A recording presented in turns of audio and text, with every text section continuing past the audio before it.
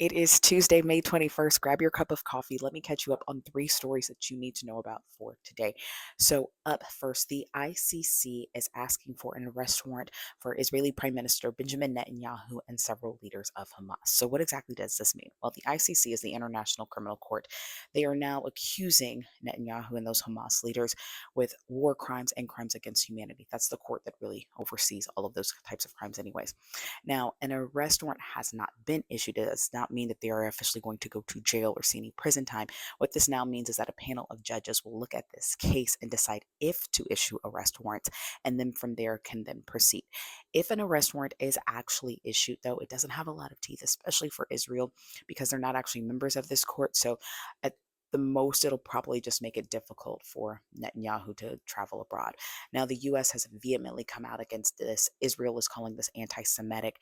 However, France and Belgium are in support, at least somewhat, of issuing some type of arrest warrant, or at the very least looking at the case. So we'll just kind of have to see what other world leaders say as the day goes on.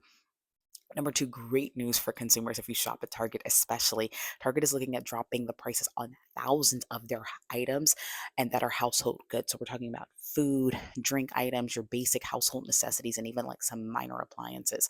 They've already done this with about 1,500 of their items, and in January came out with a private label line called Dealworthy, where most of those items are under that $10 price point. Now, this is all to combat really the rise in inflation, and as a matter of fact, in March, Target reported their first annual losses in sales in about 7 years. So they understand that, you know what, if people don't have money, we can't really afford to shop at Target. So it's a win-win probably for everyone.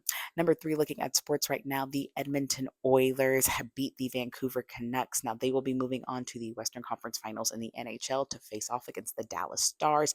Their game is actually coming up later this week. They'll be playing on TNT. And then tonight, the Western or the Eastern Conference Finals start for the NBA playoffs. That's, of course, the Indiana Pacers taking on the Boston Celtics. Their game is tonight on ESPN. Well, that's all for today's coffee chat. I hope I caught you up on enough stories for today. If you still have questions about, though, the president of Iran's death and that helicopter crash, which I know a lot of you did based on the comments from yesterday's video, I will be doing a separate one just on that because it's a lot to break down. So stick with me later on today and I'll bring you that as well. In the meantime, enjoy your coffee today. I'll see you back here tomorrow.